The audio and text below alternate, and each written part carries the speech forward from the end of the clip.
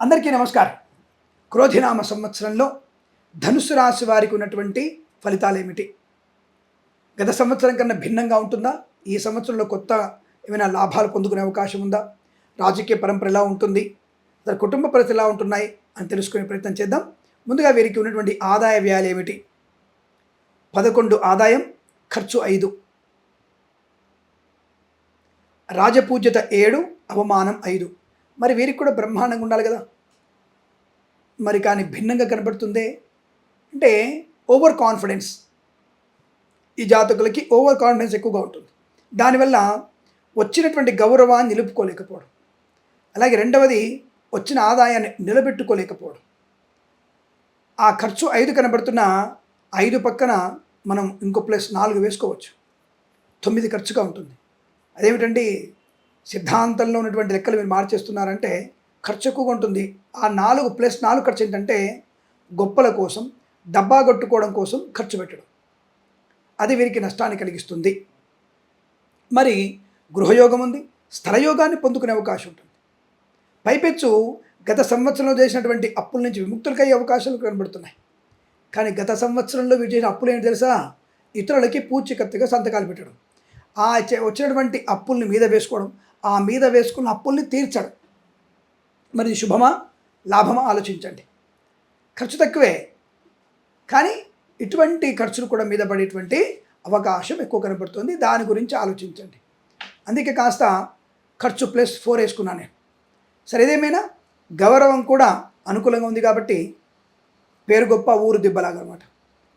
ఒక ఎలక్షన్ నిలబడితే అవకాశం ఉండదు, ఒక సర్పంచ్గా నిలబడడానికి అవకాశం లేదు, నామినేట్ పోస్ట్ వచ్చే అవకాశం లేదు. కానీ పేరు మాత్రం ఆ ఎమ్మెల్యే, గెలిచిన ఎమ్మెల్యే, ఎంపీలు కూడా ప్రతి మీటింగ్లో మిమ్మల్ని పిలవడం, గౌరవాన్ని పొందుకోవడం, ఆహా ఓహో ఈయన గొప్పవాళ్ళు, ఈవిడ గొప్పది అని చెప్పేయడం. సంఘంలో పేరు ఉంటుంది, కానీ ప్రాక్టికల్గా మాత్రం మనకి ఎటువంటి పదవి రాదు. అటువంటి పేరు ప్రఖ్యాతులు ఎక్కువగా ఉంటాయి. చిన్న మీటింగ్ మీద సరే గొప్పగా మన గురించి చెప్పడం, ఎక్కడ వెళ్ళినా సరే పలానా వ్యక్తి మంచి చూడండి, కిరణ్ శర్మ చాలా మంచి చూడండి, గొప్పగా ఉంటుందండి. కానీ విత్తము లేనటువంటిది, లాభము లేనటువంటి పేరు ప్రఖ్యాతులు ఎక్కువగా ఉంటాయి. ఇంటికి వచ్చేసరికి ఏం తెచ్చావా అంటే సంచి ఖాళీ.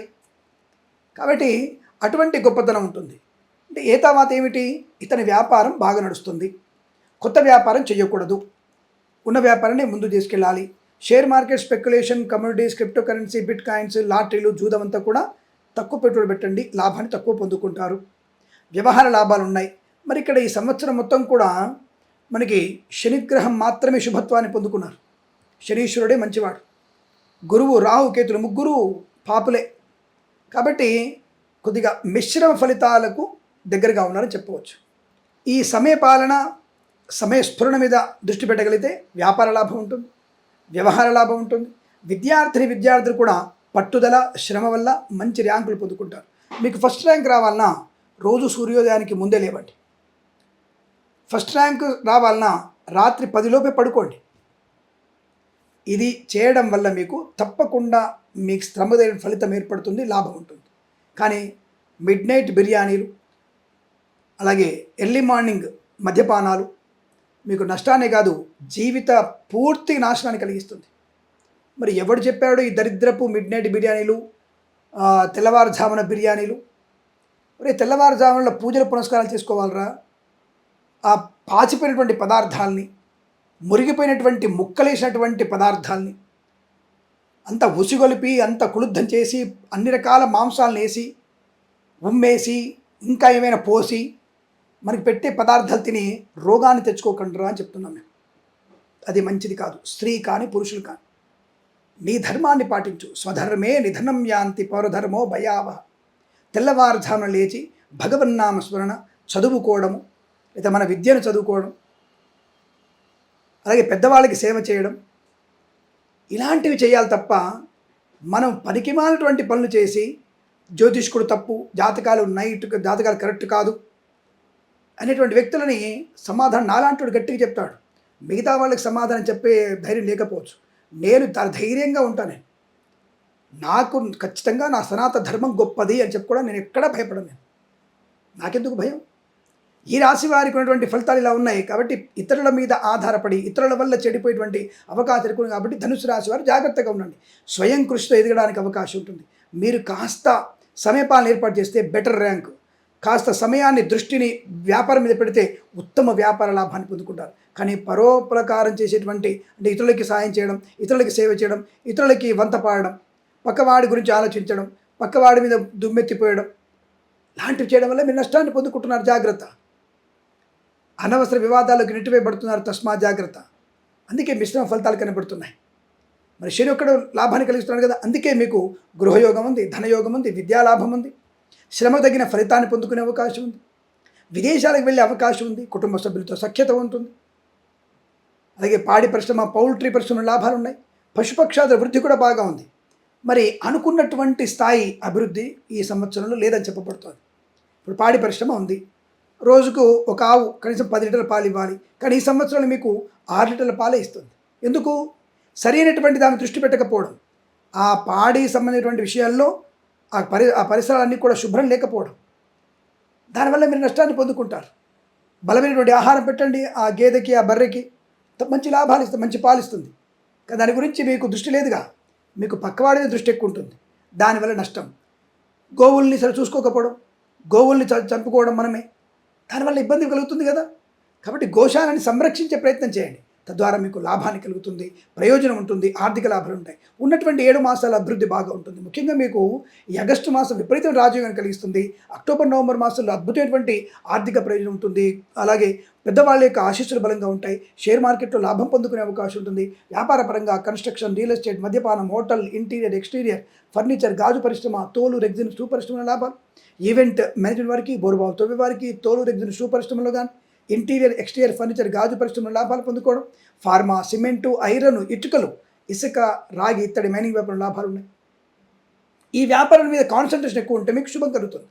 శని దృష్టి ఉండడం సరిపోదు, గురుగ్రహం వ్యతిరేకంగా ఉంది కదా, మరి ఇప్పుడు ఏం చేయాలి? మనం భగవద్గీత చదవాలి, గురుగ్రహ అష్టోత్తరం చదువుకోవాలి, అలాగే దత్తాత్రేయ స్వామి చరిత్ర పారాయణ చేయాలి. చేయడం వల్ల గురువు మీకు అనుగ్రహాన్ని కలిగిస్తాడు. చెడు వైపు వెళ్ళేటువంటి దృష్టిని మంచి వైపు మళ్ళిస్తాడు. క్షమాధిక్యతను భరింపగలిగే శక్తిని కలిగిస్తాడు. పెద్దవారి యొక్క మాట వినగలిగే శక్తిని కలిగిస్తాడు. పై అధికారులతో అన్యోన్యత కలిగిస్తాడు. కాబట్టి ఉద్యోగ లాభం, ప్రమోషన్, ఇంక్రిమెంట్ పొందుకునే అవకాశం ఉంటుంది. విద్యార్థులకు లాభాలు ఉంటాయి. రైతన్నలకి పంట లాభం ఉంటుంది. 2 పంటలు పండే అవకాశం, 2.5 పంటలు పండే అవకాశం లేదు. 2 పంటలు కూడా అతి కష్టం మీద పండే అవకాశం కనబడుతుంది. ఓకే, దిగుబడి ఎక్కువ వచ్చినా 2 పంటలకి కాస్త ధర తక్కువ పలికే అవకాశం కనబడుతుంది. అది చూసుకోండి, జాగ్రత్త. అంటే నాణ్యమైనటువంటి ఉత్పత్తి పెంచండి. సేంద్రియ ఎరువులు వాడి రైతులు కూడా పనికిమైనటువంటి పెస్టిసైడ్స్ వేసి, ఎరువులు వేసి విషయాన్ని పండిస్తున్నారు మీరు.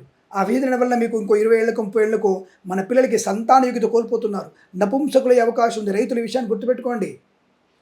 ఇప్పటికే బొక్కలలోంచి, ఎముకలోంచి, పంది ఎముకల్లోంచి, బర్రెల ఎముకల్లోంచి తీసుకున్నటువంటి నూనెని వాడుతున్నాం మనం. ఆ బండ్లల్లో అవన్నీ కూడా అటువంటి కల్తీ పదార్థాలు తయారు చేసి మనం నాశనం పోతున్నాం. ఇక రైతులకు కూడా పెస్టిసైడ్ చేస్తే లాస్ట్కి ప్లాస్టిక్ వాడి, ఇటువంటి పలికిమైన నెయ్యిలు వాడి, నూనెలు వాడి పంట కూడా పెస్టిసైడ్స్ అయిపోతే బ్రతకడం దుర్భరం అవుతుంది. రోగంతో మనం స్టార్ట్ అంటే పుట్టే పిల్లగాడు రోగాలతోనే పుడతాడు వాడు. కాబట్టి రైతులు ఇక్కడ కనీసం బలమైనటువంటి ఆహారం తయారు చేయండి. ఒక 40 ఏళ్ల క్రితం ఉన్నటువంటి ఆహారం ఎలా ఉంది, అలాంటి ఆహార పదార్థం తయారు చేయండి. పళ్ళు పాడైపోతున్నాయి, అన్ని రకాల అరటి పళ్ళు కనీసం 5 రోజులు నిల్వ ఉండేవి. ఈరోజు కొనుక్కొచ్చిన 2 గంటల్లో అరటి పళ్ళు పాడైపోతున్నాయి. రైతు ఆలోచించండి. మగ్గబెట్టి అనేక రకాల రోగాలను తెప్పిస్తున్నారు మీరు. రైతులు కూడా దేవుడితో సమానం చెప్తున్నాం, కానీ కొంతమంది నీచమైనటువంటి వ్యక్తులు ఈ పంట పొలాన్ని నాశనం చేస్తున్నారు. ఆ విషయంలో జాగ్రత్త వహించి ప్రభుత్వ మార్పులు కడిచే తీసుకోవాలని కోరుకుంటున్నాను.